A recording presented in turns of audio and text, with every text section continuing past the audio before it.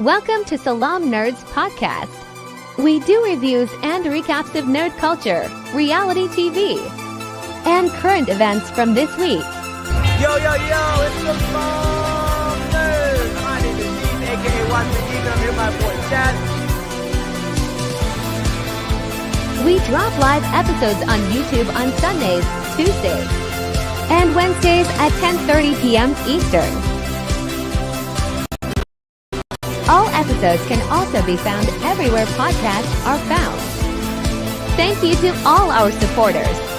Please help us by subscribing and leaving a good review on Apple Podcasts and Yo, Salaam Nerds. It's your boy Neebs, aka Watch with Neebs, and I'm here with a special guest. First time on the show. I've been on his show a couple of times. The first time he's been on our show, Dimitri, the host of the Key Show. Welcome to Salaam Nerds. Thanks for having me. It's hard to keep track of what episodes have we done on my thing. I could have sworn I've been on here before, but I don't think so. But it's confusing because I asked you to come on, you asked me to come on. So I've definitely done X-Men with you, and I've definitely done Miss Marvel with you, and I feel like there was one more in between there that I don't really remember what it was, but those were the two that I do remember. Yeah. And they were good from what I remember. I don't remember you, doing badly at it. I don't remember you sucking. Yeah. It's harder to get you on my show because you have a very busy schedule, bro. You do it all. Yeah. I mean, it's funny that you brought that up because I just did a podcast literally half an hour before this, right? This man is incredible. You know what people don't know? People might not know about this, but you were on a game show and you were a big winner. You hold a record for consecutive wins on that show. Yeah. So it was called Person, Place, or Thing, and that was the game show. It was on Fox, so it was nationwide at different times depending on where you are. But it's a classic trivia kind of 20 questions sort of game show, and when you win you go on to the next episode. So I was on 20 episodes because I won 19 and lost on the 20th. That's crazy. Oh my god, that would have been cool if you got 20, but 19 is a pretty damn good so now number. I'm not good enough for you? Is that what you said? I'm just saying 20 is a nice round number, but I like 19. My birthday's on the 19th, so I dig that. I dig it. But no, that's really cool, man. We won some big bucks, got to be on TV. Got any fame from it? Got any other than the moolah? I got a lot of hotel stays. Ooh, okay. I should be doing some traveling soon in 2025, right? But yeah, and I got a pizza oven, though I haven't used it yet. I haven't unboxed it yet. That's cool. I might give it or sell it or something, but I love pizza, but a pizza oven, that's a big commitment. I would just give it away on your podcast and be like, welcome. The person who gives me the best review will get a pizza oven. And then just have a bunch of people write you reviews. That's what we do. We give away One Piece lanyards. It's not as good as a pizza oven, but hey. One Piece, the anime? The anime, yeah. Oh, okay. We got a bunch of exclusive NYC Comic-Con lanyards that are One Piece, and we just giving them away to everybody who gives us a good review. Give us a screen cap of the review and an email, and we will send them to you. See, what if I give you a mediocre review? That guy Dimitri, I don't know. I will give you the lanyard, but I will cut it in half. I put the badge on it and just falls. Yeah, it just falls. What's your next Comic-Con that you're going to? Probably San Diego will be the next one. I don't know if any other ones I will be going to. We missed you at the New York one. I thought you were gonna come. I was. And then I decided I couldn't quite make it work. But then out of everything that people were posting and all the news coming out of New York, I got major FOMO, and I told myself, okay, I guess 2025, 2025, I'll go to New York. Yeah. But because this was a really good one. I guess it was back up to speed because the 2 year before it was COVID, and then it was still recovering. Now it's in full swing. It's back to its full potential, and it's really, really good. Highly recommend you come for the next one. It's still a lot of fun, and it's just easier than the San Diego one. It's not as much waiting in line. You still wait in line a lot, but it's not you don't have to spend an entire day waiting in line. It's a little bit smoother. Yeah. I like it. I enjoy it. Hopefully you come next week. The Penguin was there. They did a little panel there, and a lot of people loved it. So that's Okay. cool. So speaking of the Penguin, let's talk about episode 7. Most of this Yeah. episode was a flashback. What are your thoughts about this episode overall? Overall, I mean, it was really good. I had been hearing that I think it was like Colin Farrell who was saying, by the way, how crazy is it that this penguin is Colin Farrell? Like, I don't Dude, see him I when don't I see he see the character. disappears. Yeah. Yeah.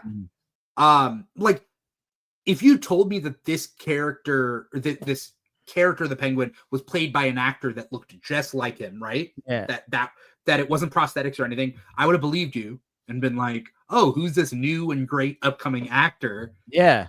Or it's Colin Farrell dressed up and in prosthetics. I think that's wild.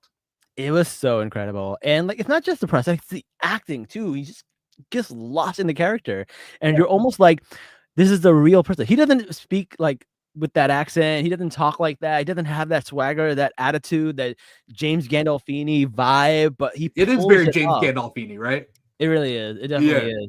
But to be fair, they have established that Gotham City is New Jersey, and The Sopranos take place in New Jersey, so it wouldn't be out of the realm for him to have an accent like a Jersey mobster. I wouldn't, you can't be mad at that.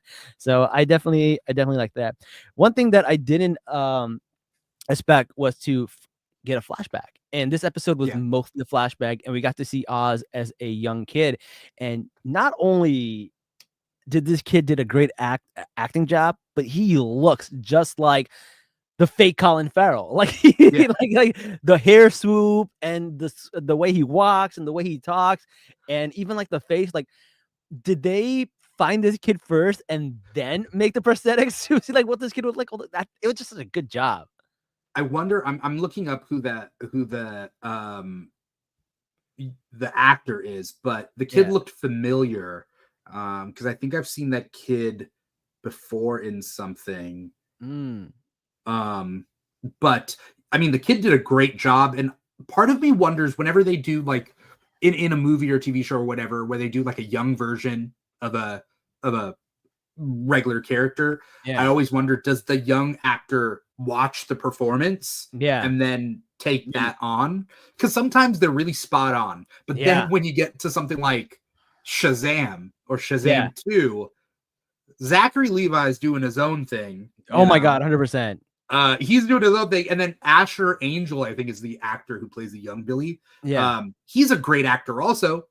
It's just not the same. Like, it's not the same. It's not the same character. Honestly, I think that has its own issue. I think Zachary Levi had a little bit of an ego check, and he's kind of just inserted himself in the second movie more than he needed to be, because the first movie I think is really great, but it has very little Zachary Levi and more Asher Angel, and I just feel like he was pissed about that, and in the second movie he reversed it, and he wanted more screen time, and he wanted to be more of the character, and it just didn't really jive with the audience. I think Zachary Levi definitely got too big for his boots for the second, and then to the point where that kid barely showed up. It's so weird. I don't know. It's strange. To be fair, he's like almost bigger than Zachary Levi now. That kid is like huge now. He's super tall. That being said, a shout out to who is it? Jack Dylan Grazer, and Adam Brody. They play the same character. Oh yeah, they play the same. Yeah. And they're spot on. Yeah, like it seems like that's just him growing up. Exactly. Yeah. I totally see that. Megan Good's character also. Yeah. When the little Darla, I think is her name, and then she grows up and it's Megan Good. Yeah. She still acts like that little kid. Like she's still exactly. No, I definitely get it. Like Zachary Levi was just like Zachary Levi playing an immature kid. Like that's really what it was. Right.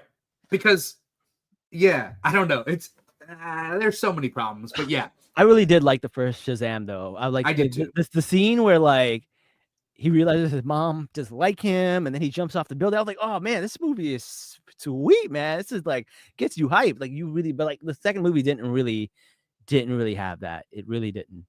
No. I mean, Mark Strong is the villain in the first movie. First one, And I think I love Mark Strong in like everything he does. And Mark Strong's in the Penguin. We're bringing it back. Yes. Full circle playing Falcone. I know. Instead of John Turturro, who plays in the which movie. is weird because like I heard an interview where he said that he didn't like all the violence towards women, and I'm just like, that doesn't really jive with me because number one, first of all, the Batman had a lot more violence towards women, and number two, like I feel like this is almost the opposite because Sophia Falcone or Gigante, who is really like one of the main characters, takes her power back and it's very empowering. And I would almost say it's the opposite of that. It's actually more female focused. I think the showrunners are female women, and it's just really weird that he would have that take for this show because I feel like it does the opposite. It doesn't like show a lot of women get killed and just have be gratuitous and just for, I don't know, action's sake or just for to drive the plot for the male characters. They actually show it in regards to Sophia Falcone and what she's going through, and a lot of the violence that happens to women they don't actually even show. Like all of the women that were killed by what's call it, Falcone, they don't really show. It's kind of just like said in, so I don't know. I don't really agree with that he would say that. It was kind of weird. For me personally, like talking about like, I can only really draw for like my experience as a guy is that like I don't think that it's particularly violent towards women. Yeah. Though the plot of The Hangman has to do with the murders of these women, right? Right. But I think there's a difference between it being gratuitous versus it being literally a reality that women aren't safe in real life, but also in Gotham City. Like, yeah, exactly. But it what I like about it is that it revolves around the women's storyline, not just Sophia, but also Eve, who was the prostitute that was around Penguin. And then she was like, hey, these women were my friends. And she was like, you still think I'm the Hangman? And then she finds out that like the Penguin really knew about this, was kept her in the dark. And then she gets her revenge on the Penguin to say, hey, I'll tell you where he is. So like, it's not just there for no reason. There's purpose to it, which in my opinion, I feel like it gets a pass. So I don't really agree with his statements, but he's entitled to it. It is what it is. Right. He could also just not wanted to do it, or he was just given it and they pitched it to him and he just dismissed it and didn't want to hear it. So we don't. We don't know. The other thing that I find really interesting, speaking of like some of the female relationships in this show, is the Penguin's mom. She really gets front and center. Like you would think she's like a side character or a small character, and she's also somebody who is going to just prolong somebody else's storyline, but she's in this for a substantial amount of dialogue and action and plot. And this episode brings that out more than anything else, because even in the flashback, you realize what kind of attachment he has to his mom. He has a weird attachment. And then when she gets, we'll talk about it later, but when she gets captured by Sophia, she's also like a main character. She's not just somebody who's kidnapped. You see her have this monologue, and she's just like a character you didn't think was going to be that important that turned out to be very crucial to the story. And I really, really like that. What are your thoughts about the mom? As far as like recent Penguin media, because in the comics they don't really like modern Penguin doesn't have his mother still alive. If anything, she's died in the past or whatnot. But I guess modern Penguin media, Gotham, the show Gotham had his mom, be alive, and then in this, and so having Penguin as a mama's boy could be lazy. I feel like the choices they make in the show could be considered lazy choices, but they aren't. Like they don't go down that road. But I don't know. Like Colin Farrell said that like we would hate Oz by episode 8 or something. How many episodes are in the season? I thought it was just 8. Is it 10? Okay, so by the end of the season, we'd be hating Oz. So this episode made me hate him, right? Like, I already hate him. Like, what he did to his brothers is foul. Right? Because even the stuff that he's doing is still bad, but you almost feel for the protagonist, even though he is basically a bad guy, right? You still root for him for some reason. Same thing in Breaking Bad, The Wire. There are bad people that you root for. That's just how the story's structured. But yeah, this one with Frances Cobb, I feel like she is someone who lets us see a really interesting side of the Penguin. And my theory was about like what you just brought up about how we will hate him. I think the Penguin is going to kill his own mom because she already gave him permission, but instead of doing it in a way to save her dignity, he's just going to do it to save his own ass. Yeah, I was trying to think of where this leads because I mean, I thought in this scene in this episode that it was very suspenseful, right? He's waiting, he lifts up the thing, and I thought it would be the mom in there, but no, I thought so too. Yeah. you know, the explosions and whatnot. And so I was expecting that, and the fact that like Sophia didn't kill her. Yeah. I think the big question is, who does Penguin actually love? Like this whole thing is being built up as like Penguin loves his mother. Yeah. And it's meant to like make you think like, oh, it would obviously extend to his family. We didn't know he had brothers. Then we find out he has brothers. Then we show his brothers. Why wouldn't he love his brothers as much as he loves his mom? But he doesn't, and then kills them. And so who does he love? Because we think like, oh, he has a strong connection to Vic, and he would love Vic as a mentor-mentee relationship. Right. But then we find out that like, now he's just as willing to like pull a gun on him and like point it at his head. So I think the only way that this goes is we show that Oz only loves himself.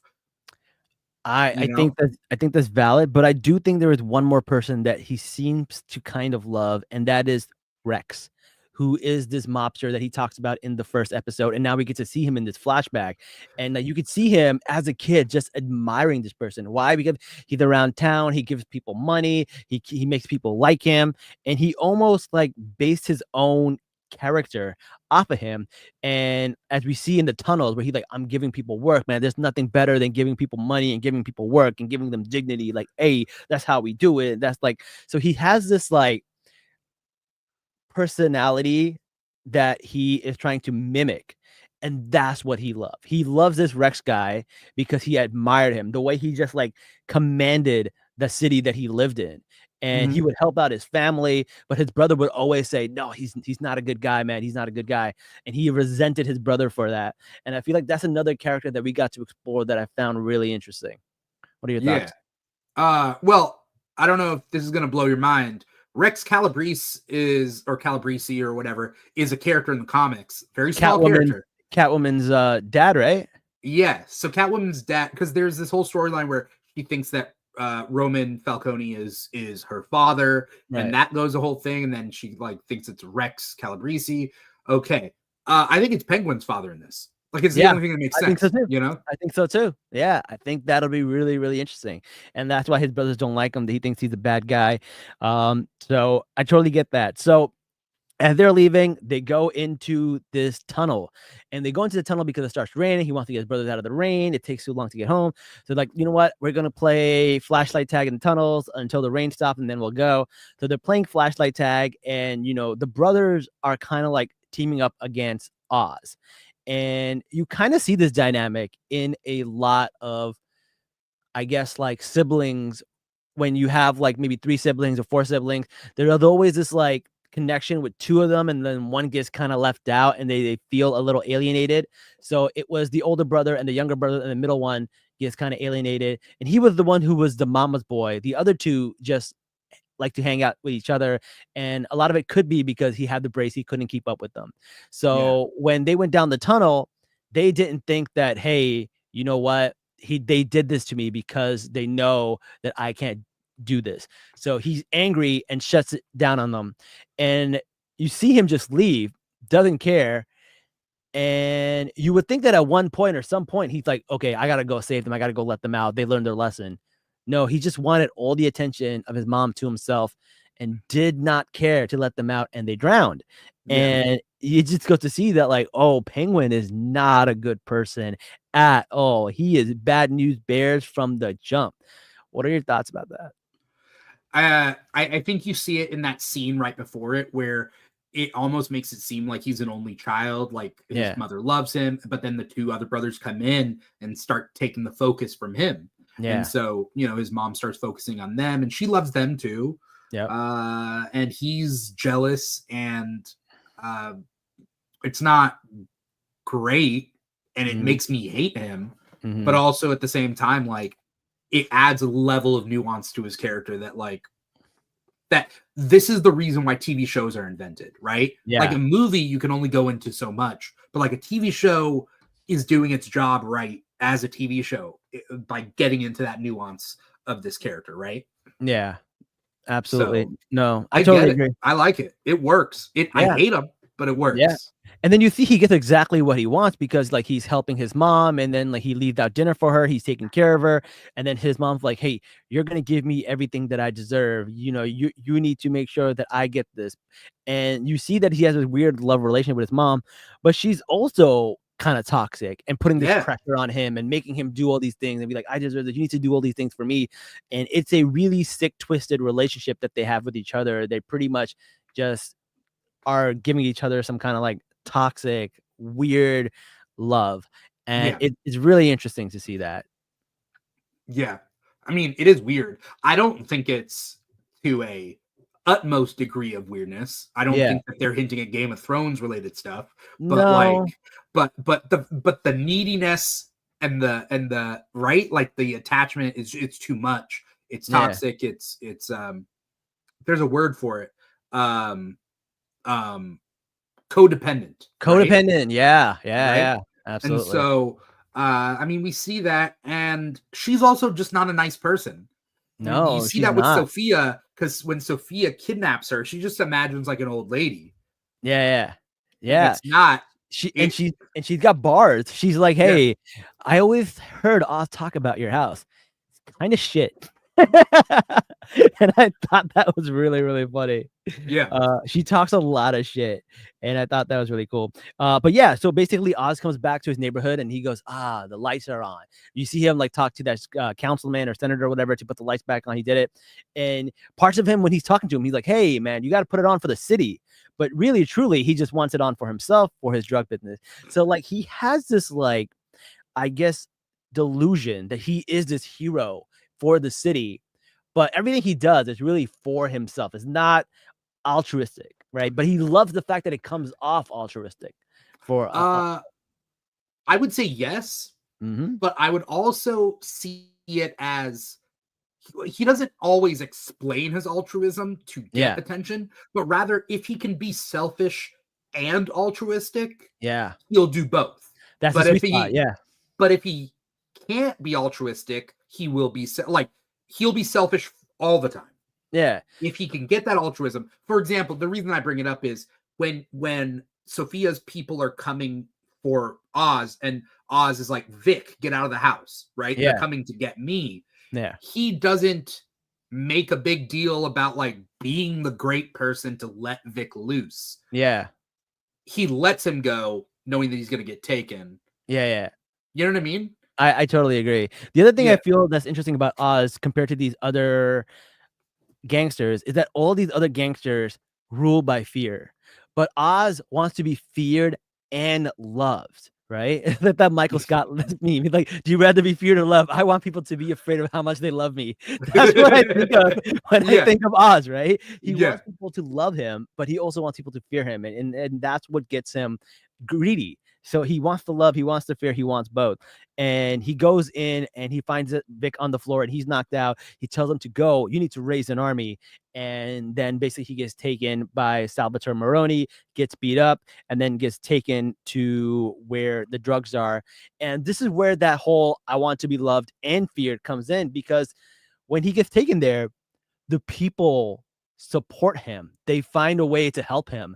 And that's something that you only get with love, because if it was just somebody you feared and another gang or a boss taking them out, you don't care. You don't care. But then you're like, this guy is for us. He's for the people. He's helping our town. This other drug ring, you don't know what they're going to do. They're going to pack it up, take it somewhere else, and do something else with it, right? So they were incentivized to help Oz, not because they love him, but because Oz was investing in their town and it gave them a little bit of that, like, I would say, I don't know, like some kind of like they had money in it. They had skin in the game. And I feel like because of that, they supported him and it worked out for him. And I find that really interesting. I think it's funny that he set up all that goodwill just to have it turn around. And then when the bomb comes into play, he doesn't warn them at all. No. He doesn't warn them at all. He runs. He could have yelled at them to like duck for cover or something. I mean, it would have cost him nothing to do that. But he doesn't think that way, right? No. So that's what makes him a selfish character. Because even in his head, he thinks he is this hero, but he's really not. Yeah. So are we safe to assume that all those people are dead? I think a good chunk of them are dead. Yeah. They have to be, right? They have to be. This trapped underneath all that ground and rubble, which kind of just fell. Yeah. And the only reason he had an open thing is because he went down the tube that he had closed when he killed his brothers, right? It's that same thing, and he closed it, and like. But what a great callback to that scene in the beginning where he just like, how did he survive? Oh, he knew about this, and it's just really, really well written. And I love when things come back around. And speaking of things coming back around, we also find out that the psychiatrist, Dr. Rush, talks to Sophia, and it's like, hey, Gia is spazzing out a little bit. You need to go and talk to her. And then she goes and talks to her, and she says, hey, I saw something. Like, what did you see? I saw the gas mask, right? I saw the mask. And she's like, and then you see Sophia just trying to talk to her and try to like gaslight her and explain to her like, hey, this is what happened. And then she realized that she's doing the same thing her dad did. And he's like, you know what? She's gonna tell you know what? I did kill them and they deserve to die. So it's almost like reminds me of the scene from Kill Bill. And she's like, hey kid, if you need to come see me after you're older, we'll settle this up. But I'm not going to do what my dad did. I'll just tell you what happened. And you see what a toll it takes on her because she wants to be different. She wants to be not like everyone else. But she realizes that when you're in this game, you end up being just like everybody else. What are your thoughts about that? I mean, you summed it up, right? Yeah. Like, I wonder what's going to happen with Gia. Is that her name? Gia? Gia, yeah. Because Sophia wouldn't want to kill Gia, No. And I don't think that that'd be the case. I'm more worried about Julian Rush. Yeah. I don't know what he's all about. Like that guy is weird. He is weird. He hitting that though. Yeah, but like, what's his goal? It's like reverse Harley, right? Yeah. Yeah. Or no, it is Harley. It would be Harley. Right? Like he was the psychiatrist and he fell in love with her, quote unquote, fall in love. But I think he's just gonna die right off. I think Sophia's just gonna like pop him. Like could be. He's helping her out right now and doing the little weird light thing to get more answers out of the Penguin's mom. Yeah. And we learn now that she has something called Lewy body dementia, which is like a certain type of dementia, which I think is really interesting that they mentioned that. And then after that happened, we also get to see the fight that breaks down in the basement. And as Maroni is fighting Oz, he just has a heart attack and just dies of a heart attack. And you see Oz just like go, what the hell? I thought we were gonna fight. Like, what's gonna happen? And then he see him the way he just flipped out at Alberto and just shoots him with the gun, even though he's already dead. Like the man's unhinged. But like, what do you thought about that way to go out? How do you think about Maroni dying from a heart attack? I didn't see it coming, but I don't know how I feel about it. I mean, it's rare that it happens like that. It's almost anticlimactic from a writing or viewer perspective, right? But it's real. And Maroni's been through a lot. He's been stabbed, right? Like he pulled himself together. His family has passed away and whatnot. So I can buy it. What I think is really interesting is that like you ask yourself, I don't think Oz wanted the fight. I think he says he wants the fight. I don't think he wants the fight. I think he wants the luck and he wants the win. Yeah. But I don't think he would fight. He wants to fight Maroni tooth and nail when he could just have the easy win. But I think he's almost ashamed that he was denied that opportunity to prove himself. But I think Yeah. he's happy that he didn't have to prove himself. Yeah, he just wanted that bravado to be like, "Hey, I killed him," but he can't say that, which I think is really. Yeah. He did take the ring though, which I was like, I noticed that. I thought that was good. And then Sophia And calls he him. makes it look like he beat him. He Right? makes it look like he beat him, right? Exactly. And then Sophia calls him, and he tells her, "Hey, listen, I'll give you everything. Just bring me my mom." And then Sophia's going like, "Listen, this is just going round and round and round." And she has this like coming to Jesus moment where she's like, "I'm not going to do this. I'm going to do something simply different." And instead of sending his mom, she sends a bomb. Yeah. And the whole thing just explodes. What were your thoughts about that? I know we talked about it a little bit earlier, but wanted to like dive into it. Like, what do you think about Sophia's like choice to do that? I mean, I think Sophia is trying very hard not to be like the other mobsters, and send families' body parts to people. Yeah. But I also think that they're setting up. I think I would love it if it ends up this way. I would love it, and we'll find out when we watch the final episode. I would love it for Sophia to say, "Look, you have a choice. I will either kill her now, or you give yourself up." Yeah. And he wouldn't, because the thing is trying to figure out where the line is between who Oz cares about versus who he doesn't care about, and who he's willing to leave to die. And you're meant to think that he would never leave his mother to die. Yeah. I think he would. I think when it pushed up, like for me, opposite, I would give myself up for my mom. Sure. Oz would not. No. You know? Yeah. Like Oz wants to be seen as a loving person, but he is not a loving person. He is a very selfish person. Yeah. Even the love that he wants from his mom is not from the love of his mom. It's from a selfish reason. He doesn't want other people to have this love of his mom. Yeah. Right. Which makes me wonder, did she date? Did she date after? Like, does he sabotage relationships for her? Why doesn't she date? Right. Yeah. That makes a lot of sense. You know? Right. She needs somebody to help protect and stuff like that. I mean, I think her mom did like books and stuff. She was like a bookie for Rex, but other than that, like, what else, right? What else could she have done to make money? So Oz probably had to go and make money. He probably did work for Rex, right? That's probably what happened, and that's who he emulates. But he's not really like that. He's a lot more selfish. Yeah. Yeah. Oh, no, I agree. What do you think is going to happen now? You know, she tells Sophia that like Oz personalizes things, and she has this like Alzheimer's episode, like a dementia episode, where she kind of just like sees the rain. It reminds her of her brothers, and then she kind of just gives up like what happened with the penguin, and then it also kind of gives Julian, was his name Julian Rush, right? Yeah.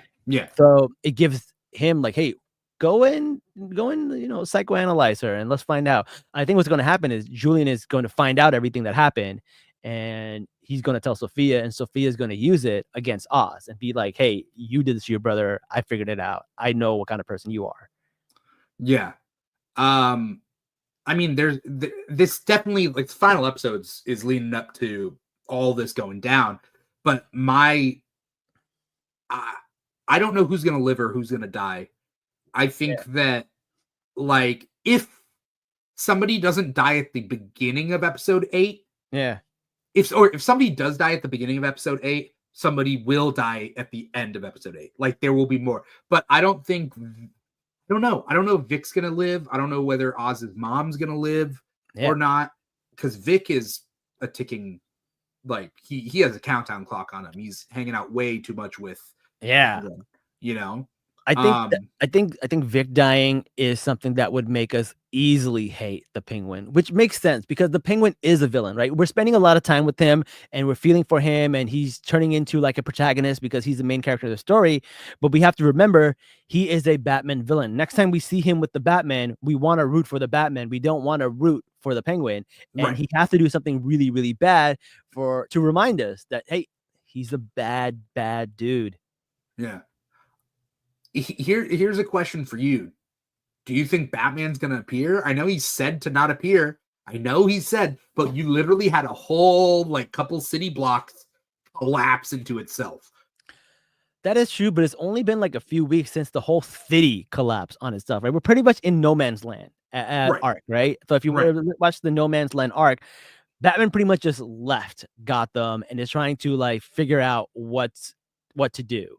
And he's pretty much Bruce Wayne, and he's talking to the Senate and trying to get people to open up and bring in more support for Gotham. You while talking about the also comics or the Gotham show? Because I know they No, both did it. they both did it, but I'm talking about the Okay. comic. I'm talking about the comic at the moment. Yeah, They yeah. may do it similar to the show too. Even the Dark Knight Rises does a little bit of like No Man's Land where they like Yeah. separate Gotham. So this is like Yeah. a common arc. It's a very big arc in the Batman comics. But we don't have all the other characters to fill up all the stuff. We don't have the Robin, we don't have Batgirl, we don't have Stephanie, we Right. don't have all these other people. So Batman's still going to be in here, but I think it's just like too much than he could chew on at the moment, right? Like I don't know. And they're saying the main villain, I think they announced it, that it's going to be the Joker, which For I'm what? not for the Batman too. No, I mean I heard that that Joker might get a spin-off series like Penguin did. That's like that but I don't want the Joker. Honestly, I'm all jokered out. I'm all jokered out too. Especially with the new movie leaving a bad taste in everyone's mouth. And I didn't even watch it. I don't need to. I'm just like, just let it, like, just retire the Joker just for a little bit. There are so many good Batman villains, and we're seeing it in this show. Like the Penguin, right? And even not only the Penguin, Sophia Gigante, like it's such a deep cut. She's a character from Long Halloween and Hush. And does she pop up in Hush? No, year one. I think she was in year 1 or year 2. She's not in year 1. She's in Long Halloween for sure. She's definitely in Long Halloween. I know that. And then I think she's in Dark Victory, which is the sequel to Long Halloween. No, she's in something else too. I don't remember. Maybe I don't know. Maybe one of the year 1 to year 2s, but I don't know. But I remember she's not in year 1. I know that because I've read year 1 like a billion times. Okay. But I'm gonna look it up right now. That's what the internet's for. Yeah. She's definitely she is a deep cut, and like I don't think a lot of people will know. She was in that new one. I think was she in the new one? The new Batman Cape Crusader one that just came out on HBO? She might have been, yeah. She might have been in that too. As far as I'm reading, she's only in Long Halloween and Dark Victory. Okay, all right. I could have sworn she's been in more, but maybe there's an I mean, the other Falcones have been. The other Falcones are, yeah, for sure. Yeah. All right. That is a deep cut, and I feel like they did a good job. Like she is a very, very likable villain at this point. Yeah. To the point where, like, honestly, the actress, like, if she gets nominated for an award, I'd be on board with that because I think the 5th, 4th episode where she gasses everybody, dude, such good acting. It's amazing. Well, Kristen Milioti is so good. Like she's so good at comedy and drama. And she's on 30 Rock. She's How I Met Your Mother, Black Mirror, like so much stuff. Yeah. Did you ever see Death to 2020? It was that mockumentary on Netflix. No, but someone mentioned that to me earlier. Yeah, she plays. She's so funny. She's in Death to 2020 and Death to 2021. Oh, okay. Yeah. That's good, man. That's crazy. Yeah. No, man. I'm definitely loving this show, but I do not think the Batman's gonna go. I think this show doesn't need a Batman. I wouldn't be surprised if they mention him. They did mention him once already. They said a vigilante. They did call him that. I think in some like random, news thing or something. I don't know. I did hear them call him a vigilante. I forgot who said it, but I don't think he's going to be in this thing. I do think just the silhouette. That's all I want. Just have it that like you see the back of him. And like that's fine. Maybe a bat signal. Something, you know. I don't think he's gonna be in it. And honestly, I'd be okay with it. I don't think the show needs him. Right now, it doesn't need him. But at the end, at the tail end, just give us a teaser. That's it. Yeah, like an end credit scene. Yeah. They still play the Nirvana song. Yeah. It's just something in. Yeah. I love that. It'd be so great. I don't know, but I don't know, man. We got somebody on YouTube saying maybe James Gordon. Oh, that would be a good one. What's his name? Why am I blanking on his name? I always think Jeffrey Wright. Jeffrey Wright. Yeah. Yeah. That would be really good. That'd be really good, man. That was a SH. That's a great one, man. That was a good one. Yeah, I would love to see that. I think that'd be really, really cool. Because right now we haven't seen anyone else from the Batman in here other than maybe Alfred. Maybe we can get an Alfred cameo. I feel like he does. When I think of these actors, I think of like, do they do TV and movies or just movies, right? And I feel like Andy Serkis only does movies, but like he was in Andor. Oh yeah. By the way, Andor's starting back up soon. Oh shit, yo, that's gonna be the next show. Yo, come back on the show for Andor. We'll definitely talk about that. But I mean, I wouldn't be surprised. I would be surprised if no cameo showed up. I could expect to see like Zoe Kravitz show up just for one scene because she is the half sister of Sophia. The half sister. Yeah. Damn. I wouldn't be surprised if we saw Zoe Kravitz show up. I wouldn't be surprised if we had a shot of the Riddler in Arkham. I wouldn't be surprised. You know, they got to do something. And who's the Julian Rush guy? Like, he's doing some weird things, and it's like, I don't think he's an actual character, like from the comics, but like, what's his purpose? A lot of people are saying the Scarecrow, but I think that's a little too obvious, too on the nose. I don't think they would rename him. Yeah, I don't think so. I mean, they did rename Oscobb, but still, I don't think barely. Yeah. No, I think that's fair. They could always be like, oh, that's not his real name. His real name was Jonathan Crane, and like, you know. So I think that's fair, but I do think the drug, Bliss, will not be the Scarecrow drug. I think it had the better chance of being used as Joker toxin and eventually, because Bliss makes you happy, Joker toxin makes you happy, smile and laugh. I could see that being a little bit more related than being used as a fear toxin. Yeah, I mean, in Batman, there's a lot of toxins, right? There's a bunch of like random things. In fact, one of the things that I think is interesting is at the end of The Batman, he takes like this green adrenaline shot, which looks just like Venom. And I'm just like, it's not though. It's just an adrenaline shot. But... I know. But I was like, oh, that just seems too in the Batman sphere, right? So you're like, oh, right. Really? But no, I don't think it is. Who do you think we're gonna see in the Batman? Who's going to be the villain? You think Joker? You think it's going to be Riddler again? You think it'll be somebody we haven't seen? I would have to give like the odds, right? Like I would say, okay, so I think best odds would be a silhouette of Batman. They don't have to do much for it, right? I think that's the most likely going to happen. Like, I would say like 5-1 odds, silhouette of Batman. 10-1 odds, I would say Zoe Kravitz shows up. I would say 50-1 odds, Paul Dano's Riddler shows up. And then I would say 500-1 odds is Robert Pattinson, like his face, like as Batman or Bruce Wayne. Him actually showing up on set to film a scene, that's 500-1 odds. Like, what are the odds of nothing? I would say it's more odds that nothing would happen than for Robert Pattinson to show up. I would say 1,001 odds that nothing happens. I'd say most likely something happens. I think nothing's going to happen. I think nothing. I think nobody's going to show up. I think no one's going to show up. Not a damn person.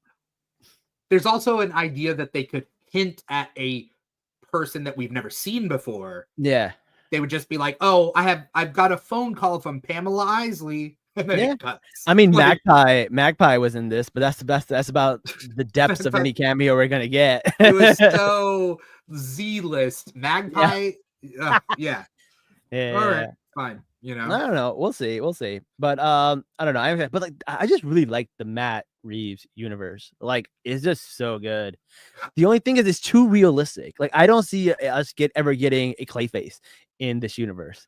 That's my problem, though. That's my problem. Okay, so I love the Batman. It's one of my top 3. The way I sum it up is, it's one of my top 3 theatrically released Batman movies. Yeah. So I have like my 3. The Batman is one of them. The Batman, Mask of the Phantasm, and Lego Batman. And like, I'm a huge Batman fan. Nobody can claim I'm not a huge Batman fan. Lego Batman movie is one of the best Batman movies ever. What? I do love it. I think it's really, it is really a funny. parody of sort, right? It's a Yeah. comedy, right? But if you took out the Lego part, it's Yeah. still a good Batman movie. Yeah. You know what's You really know? funny? In the beginning, he goes like Warner Bros. No music. And like all that stuff that he does at the end. If you put that back to back with the Batman, it actually matches up. Oh yeah. Yeah. It's so funny. I love the Batman, but I didn't ask for the Batman because Yeah. I like Fair. my Batman to fight Clayface, to fight Poison Ivy, Mr. Freeze, to have fantastical villains that are like sometimes supernatural, sometimes powered, sometimes down to earth. Matt Reeves's Batman universe doesn't lend itself to Man-Bat showing up. Sure. But I love me some Man-Bat, you know? I get that. But I do feel like we're going to get that Batman in the James Gunn universe. Oh, yeah, right? we will. Because already in Creature Commandos, Clayface makes an appearance, and we know that Creature Commandos is going to be canon, and it's going to be back and forth from animation to real life. So we are getting Clayface in the DCU. Everybody cast for Creature Commandos is voicing it and doing live action? Yep, in doing live action. Yeah. That's which is wild. But that's wild, right? That's super crazy. Which is smart, man. It's really exciting to see that. I kind of dig that. But that comes out soon, by the way, too. Yeah, it comes out soon. I was at their Comic-Con thing, at their panel. But the thing with the Matt Reeves one is that, like, I do love that they focused on Batman simply being a detective, because remove all else, Batman is a detective, and they focused on that. And I want them to give us a villain where he still needs to be a detective. You don't need a detective to be, I guess, like, no, it's not true, actually. There's a lot of villains you can still use, but I really want him to be up against someone like Deathstroke, right? Like he could use his like skills with, and he could also use his martial arts, but also his detective skills. But we'll see, man. We'll see. We are getting the Joker, I know that, but we are getting his movie. But I agree with you. I'm jokered out. Yeah, I'm jokered out. Yeah. Someone said, do you think the Penguin is required watching for the Batman 2? It all depends on what happens in this 8th episode, but I don't think it's going to be. I think Sophia Falcone, recommend it. I think Sophia Gigante is going to show up in the Batman 2, but you won't really. You just need to know who she is. You don't need to watch the show. Yeah, because it's easy to just be like, yeah, she's the daughter of Carmine, right? Exactly. I don't think we're going to see the Penguin again. I don't think Colin Farrell likes putting on the makeup. Yeah, which is funny because, like, I mean, he signed up for this, and then he did the makeup for Horrible Bosses 1 and 2. Like, wait, he was in Horrible Bosses 1 and 2? You don't remember him in Horrible Bosses? He's one of the Horrible Bosses. Oh my god, I have to go back. Look him up. Look him up right now, because like the fact that you didn't know that was Colin Farrell, that's funny. It is him with a balding head and like a belly. Look him up, Colin Farrell. Hold on. Horrible Bosses. Colin Farrell, Horrible Bosses. There's a meme too. Yeah. He's yeah, that was him. Yeah. You're right. Okay, I see it now. And that's minimal prosthetics, right? But and Penguin is more so, but yeah. All right, but yeah, I don't think he wants to do it, so I don't think we're gonna see him in the Batman 2. Maybe you think he's gonna die then? Ooh, if he's not showing up ever again, he could. Here's the thing: how are we supposed to hate him if he dies? Oh, I hate a lot of characters that still die. I don't think dying redeems you. I don't, as a character. It depends how you die. If he dies saving his mom, saving Victor, like, how are you going to hate him for that? You don't hate him for that, but you hate him for everything he's done. It doesn't make up for it. I don't think.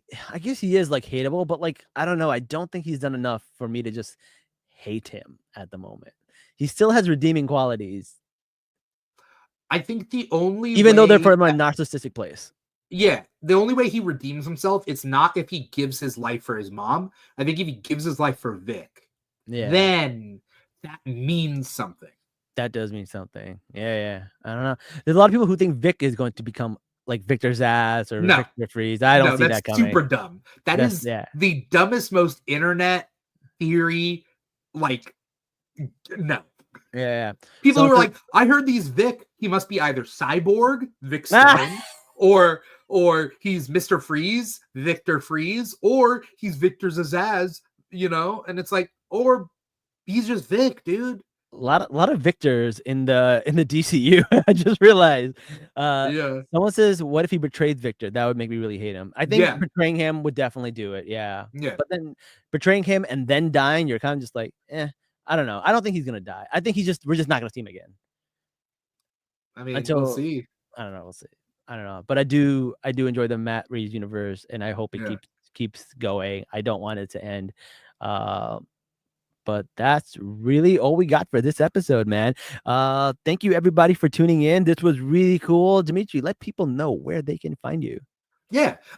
If you want to follow me personally, you can find me at This Is Dimitri on like Instagram. That's my personal Instagram. But my big thing that I like to, get people to come out and listen to is the Keeg. And that's at the Keeg Show. TikTok and Instagram are our two biggest ones, at the Keeg Show. But we're also at the Keeg Show / the Keeg Show everywhere on social media. We do a couple of podcasts. Comic Talk is our comic specific podcast we do Thursday nights, where we talk about all the comics that came out that week.